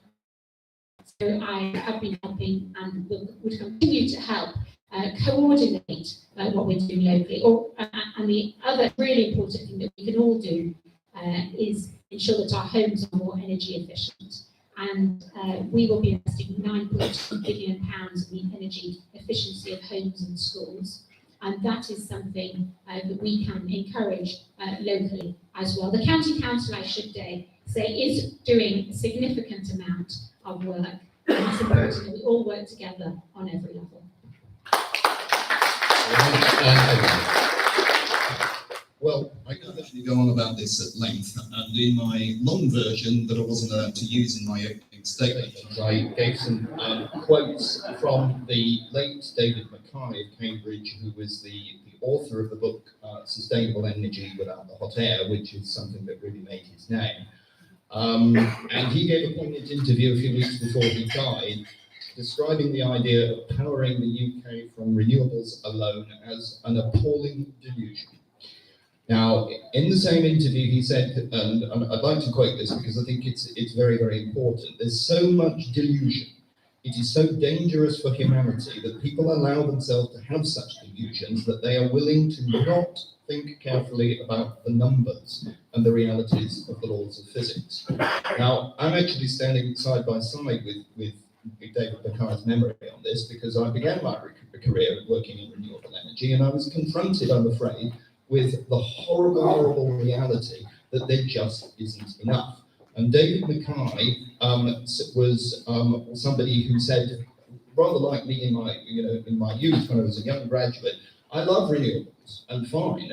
If you can make them work in particular applications, that's wonderful. But it has to add up. Now, the other thing that's been said about these net zero targets is that technologically it'll need a herd of unicorns. The costs were estimated by Philip Hammond, also off the top of his head, but he must have had the numbers at the ready, as being something like 1 trillion.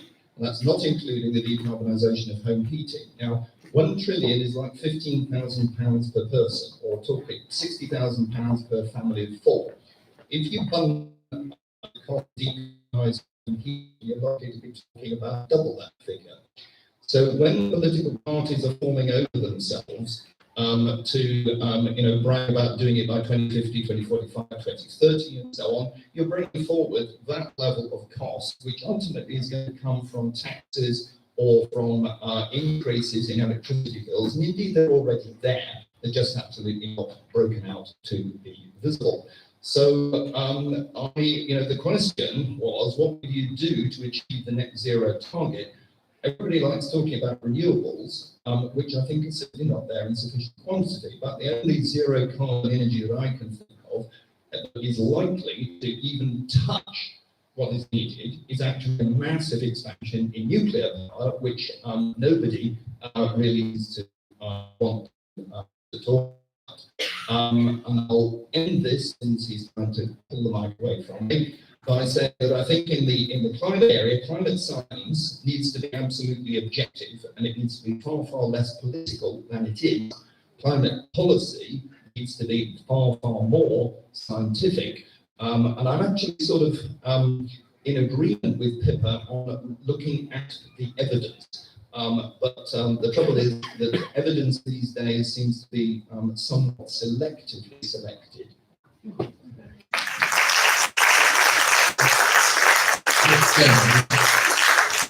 Okay. Yes, thank you to all candidates for their answers. I'm very pleased to hear such engaged answers that recognise how many aspects of policy are touched by climate. That's a little less defeatism in one answer, but good. Thanks very much, Dave. Right, five questions. The gentleman there. Gentleman there, I suppose, in the green. And, the candidates need to do homework, because we're going to take all 5 questions, and then they're going to get a chance to do it. Your question. Yeah, well, we touched on education earlier, and I'd just like to ask all the candidates, given that you have been talking about state education, whether in fact you have access to state education or not, either yourselves or your children. Okay, they'll remember that one, and I'll remind them. Nick, Dan. Yes. Yes.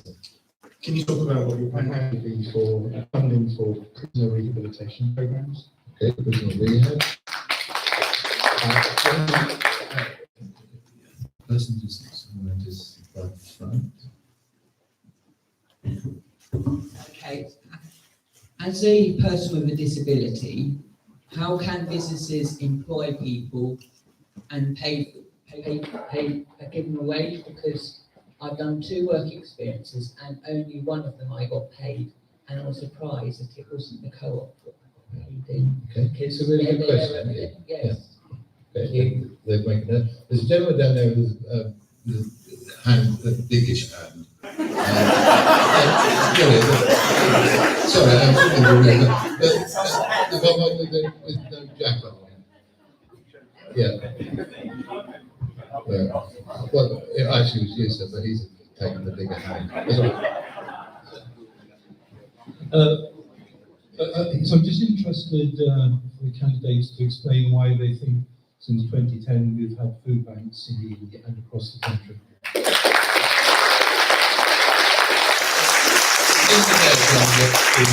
That gentleman there, the other side, down the bottom, round the side, third row up on the end. Yeah. Right. We'll take one more after this. Who's a woman?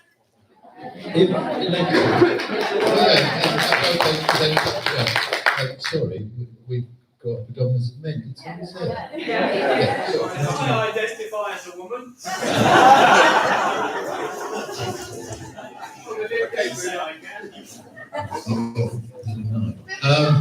Sorry. Sex-based rights for women and protecting the equality. All right, take the microphone, lady, because I think. Right. Somebody there asking about equality. Lady there, what's the question asked?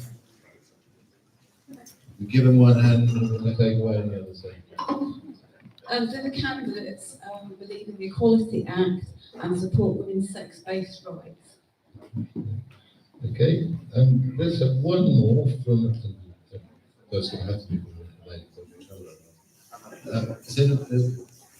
Now go back to the gentleman who asked this question. Is there a lady up there with a question? Oh, right, she's waving to you.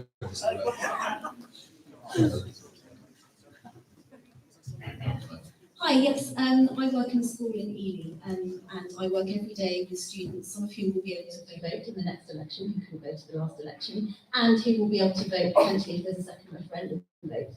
I think you'd be amazed at the level of despair, actually, how much their voice has been ignored and how disgusted they are with the childish and irresponsible behaviour of some of your leaders. So I'd like to know how you're going to try and win back their confidence.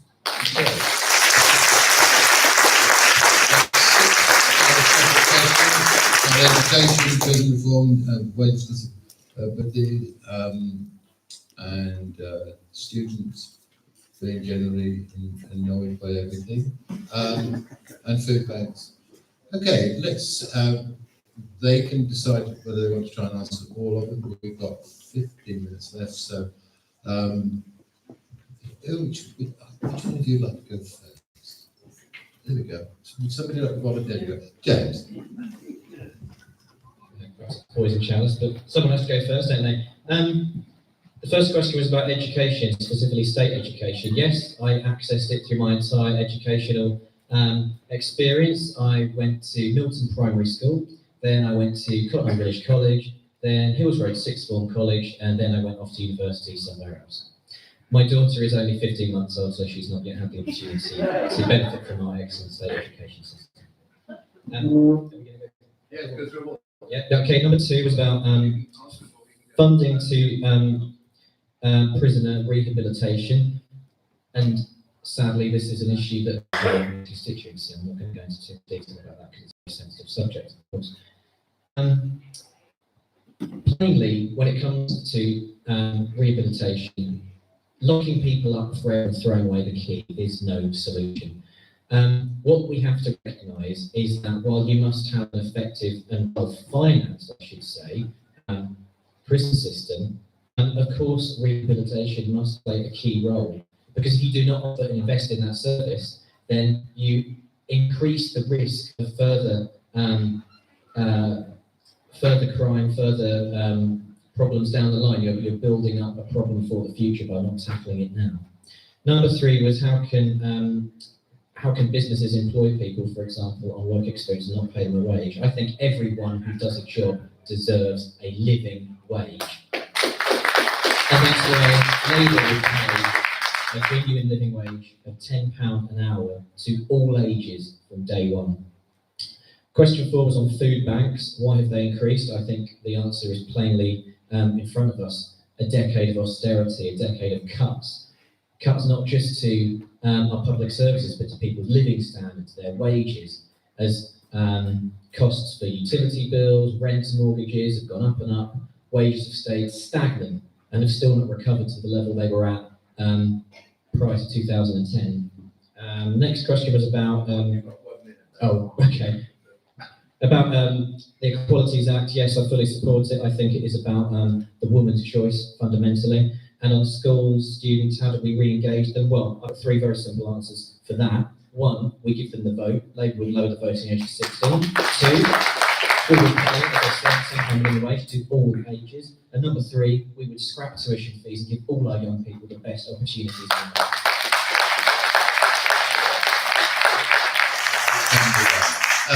Pip.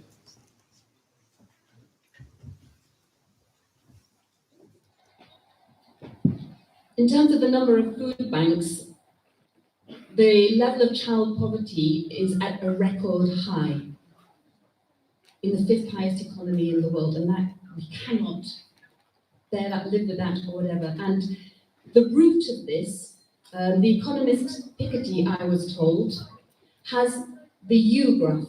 In the 1900s, the level of inequality was at the top left-hand part of the U. In the 1930s, 40s, it was at the lowest level ever, the rates of inequality. We are now back up at the 1900s level of inequality. And the reason for that is that we are only providing support and incentives to the top. This is about supporting everybody at all levels to make sure they have the right and equal start in life. And we have to stop the concentration of companies who are avoiding tax, who are getting together all the profits. And what we're seeing is, as their profit share is going up, there's a stagnation of wages and ability of workers to negotiate better conditions for themselves in precarious work. So this crocodile jaw is iniquitous, and that is what we need to do. That is what is happening within work poverty. So the Liberal Democrats... Sorry. Oh no, sorry. You had the choice. I answered it. In terms of... You had the choice, Oh. mandate of answering all of them, or one of them, or two of them. So that was the choice. Do I have one more second? No. Sorry, I did make it very clear that you had a choice of answering all of them or some of them. I think we're coming to the end anyway. Lucy. I'll start with prisoner rehabilitation, as I am currently the Prison Minister, which I think is incredibly important. I think we obviously need to send people to prison when that is necessary, but we also need to have strong community penalties, and we are looking at how we can enhance and improve our community penalties so judges have faith in them, so that people can be rehabilitated in the community. And we have done a number of things already and committed to do more. I went to a prison recently, a women's prison, and a lady was coming up for parole, and she'd been through a life up, and she had been in prison for 10 years. And I said, how are you feeling about your parole hearing? She said, actually, I don't want to leave. She said, I'm in the middle of a rehabilitation program, and it's for the first time helping me address what I've done and how I can improve. So we do have some fantastic schemes, we need more of them. And we've got a number of programs, accommodation pilots, to make sure prisoners don't go into homelessness when they leave prison. So I think we'll have New Futures Network, trying to engage more and more employers to make sure that they employ people when they leave prison. I'll move on, although I could talk about that for the next hour. Disability, Jonathan, you're absolutely right. It is important to get people who have disabilities into work. And we have actually got a million disabled people into work since 2014. We absolutely need to do more on that issue. On food banks, you're right, we do have people accessing the Ely Food Bank. I've been to the Ely Food Bank, I've spoken to people who volunteer there, as well as those people who use it. And we do actually spend £95 billion a year on benefits for people who are working. So it is a significant amount, but we need to do more. We need equality for everybody. In answer to the equality question, can I carry on? Yeah, we're coming to the last candidate and question. At the end of this, if you'd like to say this for 1 more minute, I'm going to invite the candidates to give 1 minute address at the end, just to wrap it all up. I think that's fair. So, just going to get Edmund's response on this, and then they'll have a minute each on a stopwatch. Do you want a minute or a minute and a half? Minute and a half. We'll stopwatch them each on a minute and a half then, after I've been Prisoner rehabilitation, clearly there needs to be improvements in the probation monitoring, and in particular whether prisoners are actually dangerous if they're being let out early. But also looking after them, looking after the pressures that they may come under from the rest of the criminal community, which actually stops them getting back into some legitimate employment. Other factor here is education. I hope my wife who's in the audience won't mind me saying so, that after she used to work in prisons education, and after being very highly commended by the chief inspector of prisons, the contracting company employing her directly made her redundant. And some of the prisoners who were involved were in fact devastated at the loss of the support that she was providing. So that kind of thing really does need to be taken into account, perhaps by the prison minister. Businesses employing the disabled, that reminds me very much of the conversation I had with the blind man, talked about the same kind of thing. I think businesses absolutely should be encouraged to make allowances for the disabled, and if it costs money, then so be it. Food banks, one thing seems to be mishandling of the universal credit. Good idea, badly implemented is my impression. And if it's responsible for people falling homeless, okay, that's a bad thing. You need a strategic approach to this, because they may fall into homelessness for different reasons, and you've got to analyse what their problem is and why they can't do things like if they're alcohol or drug dependent, for example. Equality Act and sex-based rights, yes, I am firmly in favour of leaving the Equality Act where it is. Students getting annoyed by leaders, well, I don't have a leader. I would like to talk much more to students about any matters that concern them. Student loans certainly should be interest-free. Okay, thank you very much indeed. And we're just going to go to the last downhill slope, or uphill, or whatever, which way you're travelling. Can I just remind you after this that when you are leaving, the donation box at the back to pay for the modest cost of the hire of the hall, and the rest will go to the Ely Food Bank. Okay, 90 seconds against the clock, and this is your last opportunity to put 4 candidates together for this election. And let's start with James. This winter, there will be families in our community who will have to choose between running the heating or feeding their children. We'll see a record number of take to our streets and a record number of households turning to food banks. We are the 5th richest nation on earth, and yet child poverty, rough sleeping and food bank usage are at record highs. These are the most extreme examples, but we see the effects of our rich economy everywhere. Unaffordable housing, student debt, stagnant wages, and public services in schools at near collapse. Our economy isn't working. That's because it isn't working for everyone. Only Labour are willing to fix that, to rebalance our economy so that it works for all of us, not just those at the very top. If you vote for me on December 12th, then you are voting for real change for our community and for our country. Please use this opportunity and vote Labour.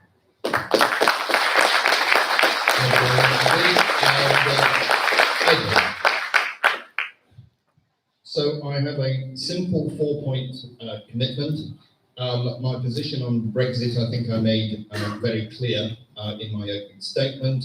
At least one benefit which hasn't really been mentioned of a clean Brexit would be the recovery of our fishing industry. And that, I think, would be transformative to the East Anglian economy. My second position is to oppose the Sunnycote solar farm, which I see as the leading edge of what David Mackay called the pursuit of an appalling delusion. My third point is schools funding. I have discussed that already. I'm aligned with most on that one. And my fourth commitment is to institute policy forums on anything else that isn't a firm commitment. And I will repeat the 2 that I have already offered. One is on women's and girls' rights, and the other one is on social care and elder inclusion.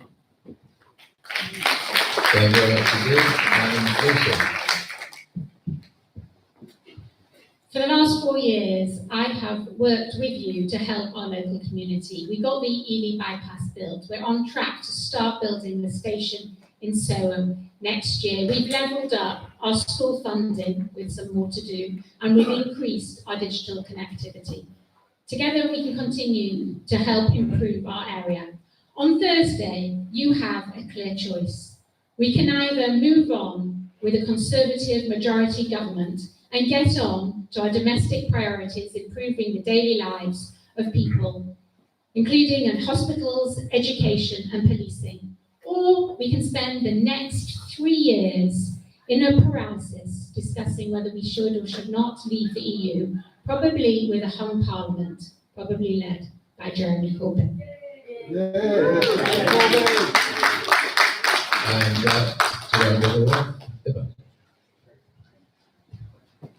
This is a climate election. In the Friends of the Earth evaluation of the Boris Johnson manifesto, it scored 5.5 out of 45. That is how they are dealing with the current climate emergency. It's also about record levels of poverty, homelessness, and unemployment. The Liberal Democrats will lead a transformational agenda that is fiscally responsible as recognised by the Institute of Fiscal Studies.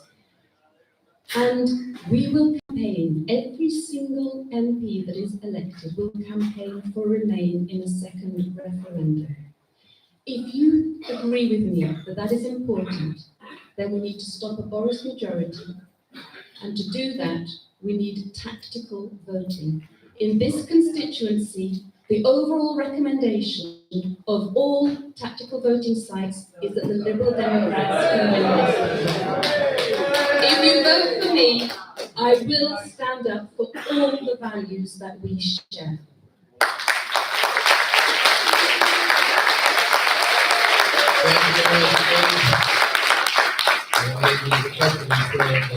Only 5 more sleeps till Thursday.